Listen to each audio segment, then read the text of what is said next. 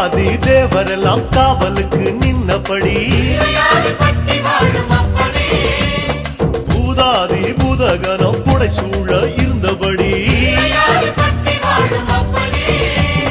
நாட்டுக்கோட்ட வீதியில நாட்டாம செஞ்சபடி கருப்பு கட்டி பணியாரம் சப்பு கொட்டி தின்னபடி சூரியன குண்டலமாய் காதிரண்டில் போட்டபடி ஆதார பீட சக்தி ஆசனத்தில் அமர்ந்தபடி